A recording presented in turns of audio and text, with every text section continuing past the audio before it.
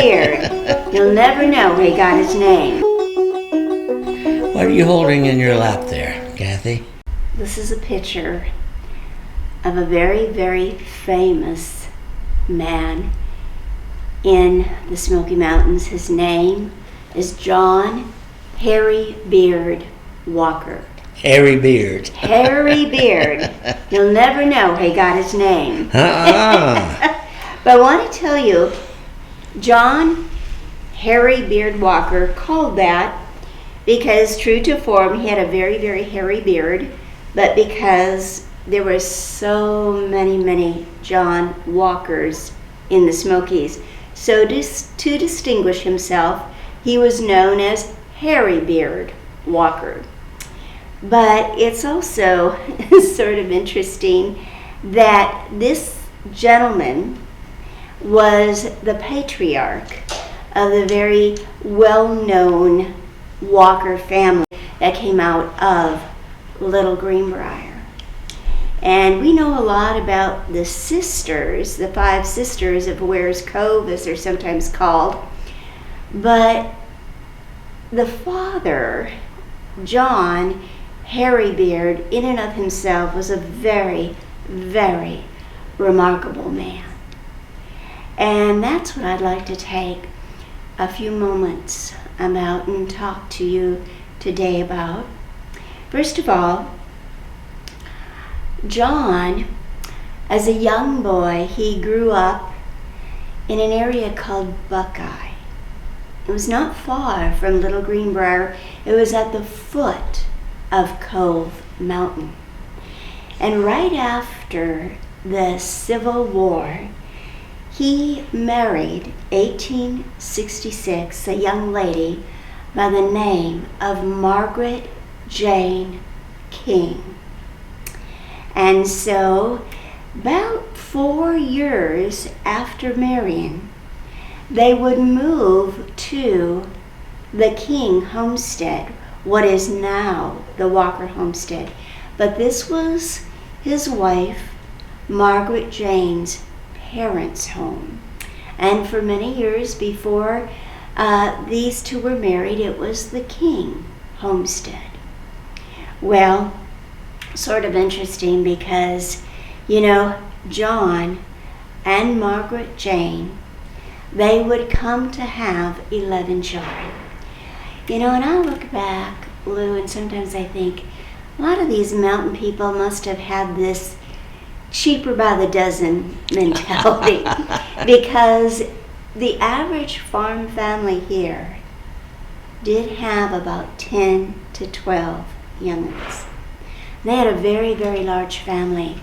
They had, in all, there were 7 girls and there were 4 boys. And do you know, this family, the fact that all 11 children in the late 1800s, when they were birthed, all made it into adulthood and even at least into their 50s, was a tremendous tribute to their mother, Margaret Jane.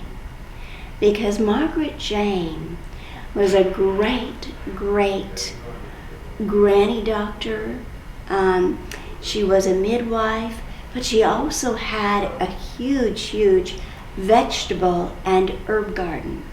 And so she literally doctored her children back to health. But I don't want to talk too much about Margaret Jane because the focus really is on John Hairy Beard. John was a jack. And what do I mean by that?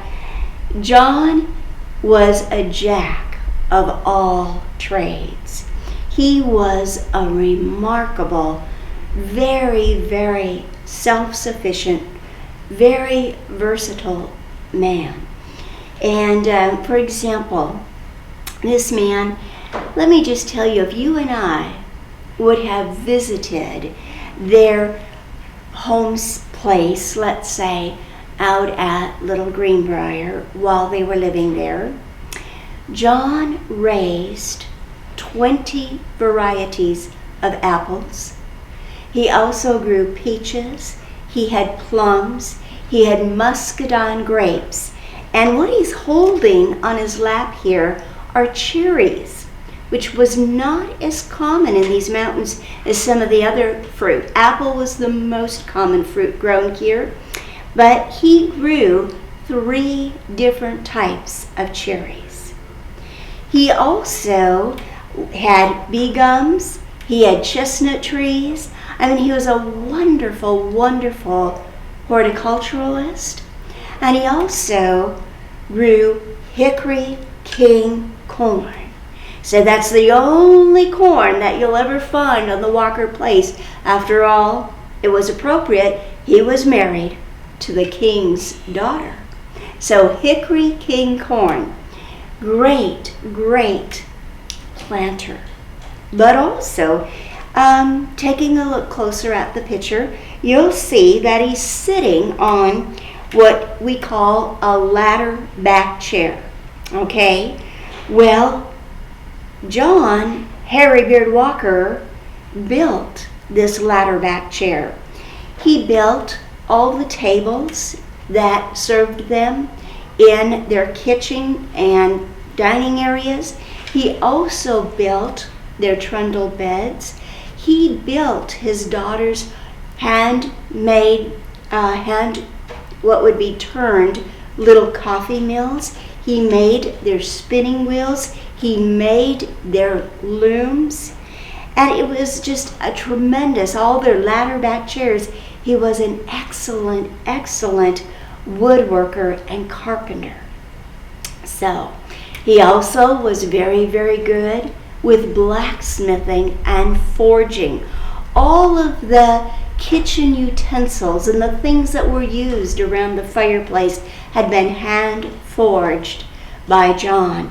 And in fact, he felt that if you could not plant it, you could not build it, you could not grow it, you couldn't forge it, then you didn't need it. And one of the values that he really, really strongly ingrained into his children was that to trust anyone other than God and yourself was less than wholesome. And so that element of self-sufficiency, very, very strongly ingrained, especially in Margaret Jane, the namesake of her mother, but the eldest daughter of the Walker couple, John and Margaret Jane. And she very, very strongly held fast to the values of her mama and daddy, and she would carry through with them in being the eldest and sort of the ruler of the roost, okay? And so he was a tremendously talented man. Another talent that John Walker had, he made all his children their shoes. They were handmade out of cowhide, a wonderful, wonderful leather worker. And I laughingly say a lot of times, he wanted to keep his kids walkers. So he did everything he could, including making their own shoes. You have to remember, if we'd have gone to their home, and I do love to take groups there because it's just got so much history there.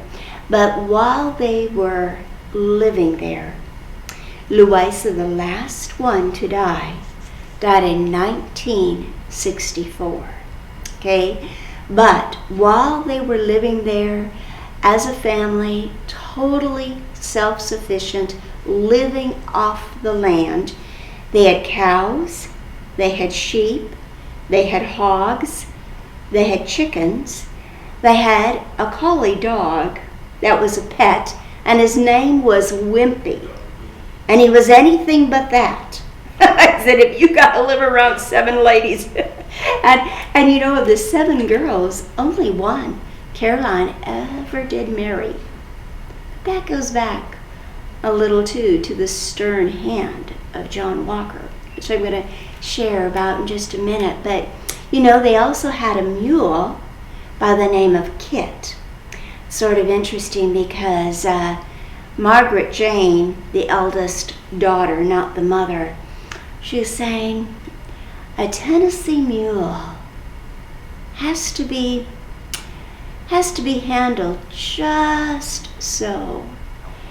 And our mule Kit is very, very stubborn. We can't get her to work for us because none of us girls ever learned to cuss. So when we want Kit to do some work out in the fields, do some helping us with the plowing and stuff, we've got to literally go get the neighbor and get him to saddle up, or I shouldn't really say saddle up, but get him hooked to the plow and get old Kit there. And the only way he'll do it is if you give him a good cussing out first. So they needed to get the neighbor for that. I guess in that way they weren't so self-sufficient, were they? But the other thing that I wanted to share about John is that he was quite stern. And you know, one thing about the Walker home, there was a lot of love, and there was a strong, strong sense of family, but it was a place of work, hard work. And one thing that Margaret Jane, the daughter, carried on because of her father, and that was the rule of unnecessary jesting. And of all the girls, that probably broke that rule the most, because she'd get the giggles. And that was Louisa, because she was the light-spirited one. She was the witty one. She would make fun of things. But Margaret Jane, like Daddy, would give Louisa the look. And she knew, you better straighten up. Well, Harry Beard Walker, when his daughters would have a caller come visit them on occasions, it didn't happen that often because they were so scared of the girl's daughter or girl's daddy. It was sort of funny because, you know, we're talking about a one-room cabin, so not a lot of privacy. And if this young man came to call on one of the Walker girls, he knew that their daddy would be sitting right across from them and would be watching them make sheep eyes and see if there was any unnecessary jesting. But also, they knew that Harry Beard retired quite early. And when it was day down, or what was called sunset, of course, and he gave them the look, it was time for them to go home and retire because he was about ready to go to bed. Well, he went to bed with the chickens. And so that was time for them to leave. And there were not too many of these young boys who were so serious, with the exception of Jim Shelton, who married Caroline, that really kept pursuing these girls. But dating, or sparking, as it was called back then, was one of Harry Beard's dastardly deeds. And there were 2 others. There was drinking and dancing. And John taught his daughters that being very, very strict Primitive Baptist members, that dancing was one of the deadly sins. And one day when a tourist came to visit the girls, and they asked Margaret Jane if she had ever danced. And she said no, she didn't. And the tourist said, well, would you mind if I showed you how to dance or did some dancing here? And she said, well, if you want to risk it, you can at your own place, but don't even think about risking it here because it ain't going to happen. Okay? So they were quite serious. Now, something else about John Walker. As I mentioned, he was an excellent builder. And over the course of time, he would add some extra outbuildings on the house. They had 123 acres of land in the area of Little Greenbrier, which people can still access today. But of the buildings left, there's still the spring house and what was known as the tool crib, where some equipment and sleds and wagons could be kept under the overhang, and a little corn crib. But what is amazing is on the property, in all the years that the King and the Walker family were there, which was a total of over 100 years, there was never an outhouse. There was just an agreement that the men could go up from the house and the women could go down from the house. And Margaret Jane, the mother, was asked about that. And again, we have to remember, they were very, very private people in many, many ways, and had some different ways of just doing things than what even maybe other people of that day were doing. But this was Margaret Jane's reason for never having an outhouse. She said, if we have company and their family or visitors and they would like to stay for a day or two or a while, chances are in that time they might ask us where there is an outhouse or a privy, and we don't really want to talk about those things. That would not really be proper. And secondly, if we did have such a place, would there not be an odor? And would that not be shameful? So I guess they looked at it like this was just sort of a natural, environmentally good way to replenish nutrients, on the good earth. But anyway, so that's something a little unique about the Walkers. But what I also wanted to share is that John Walker was one of the men responsible for building the little schoolhouse, Little Greenbrier. You can still go there and see it today.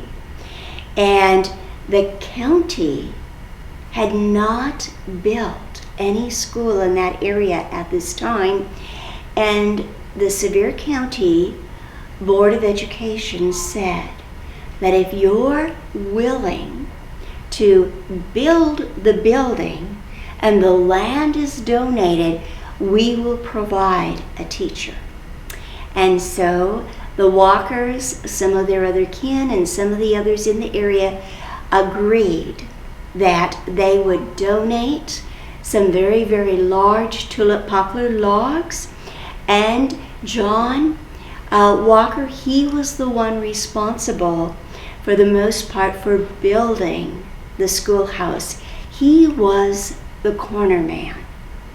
And years ago, when you were building any type of building, and you'd have the logs notched out, and then They were dovetailed and just gravity locked in place, and then used some chunking in between the logs to sort of keep it more, as much as possible, airtight inside. But he was a very, very good cornerman. He was known for doing that. And that was very, very important, because when you determine, the four corners, the foundation, and you lay those for everything to be plumb or square, you had to be a good cornerman. And the fact that you can go there today and it's still standing, and is again a tribute to his craftsmanship as a carpenter.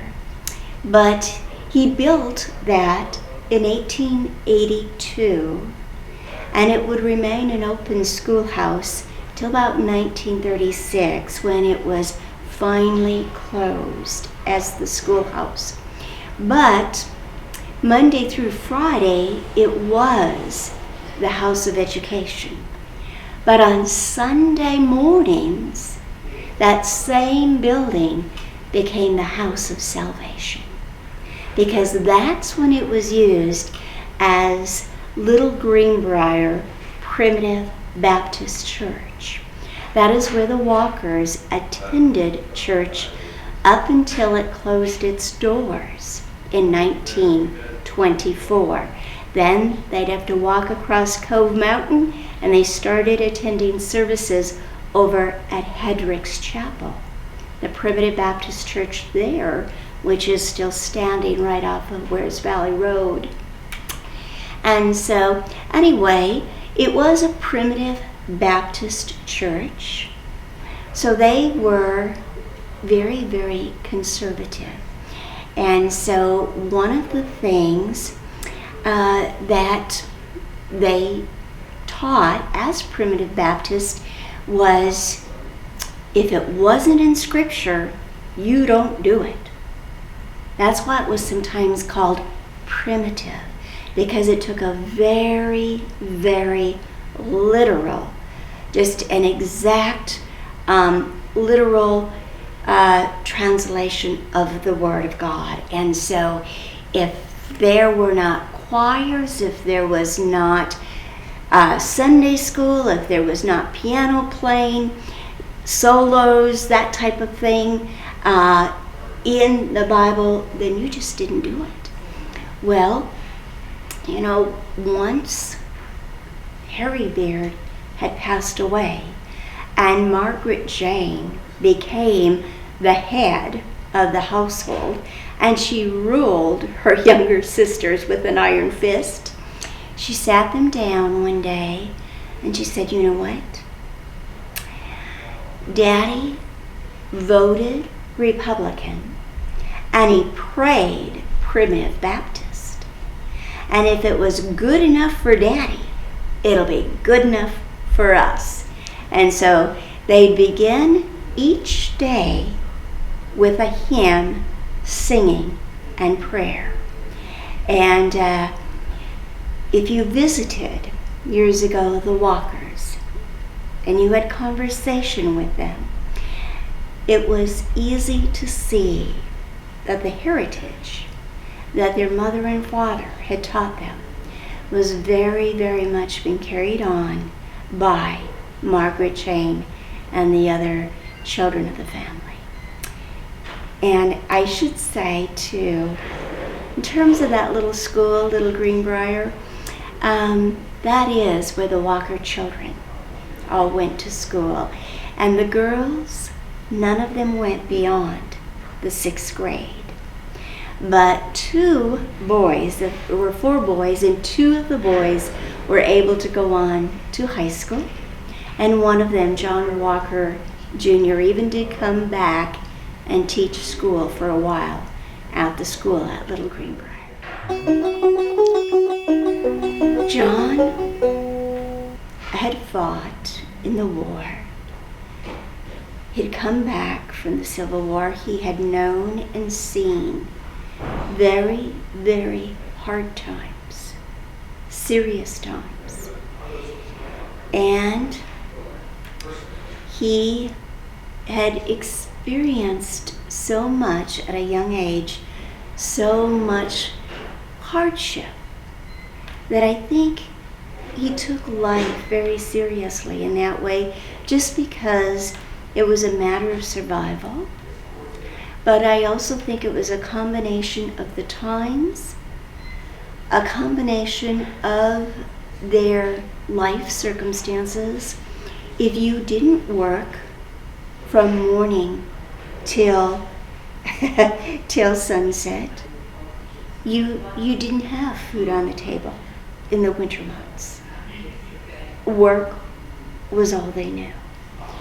And it was a matter of survival.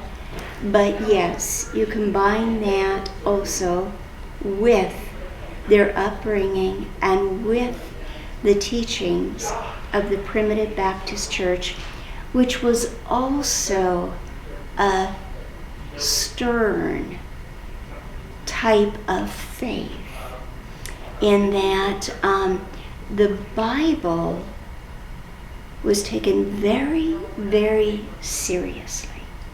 And there wasn't a lot of room for gray areas. It was very black and white. Mm-hmm.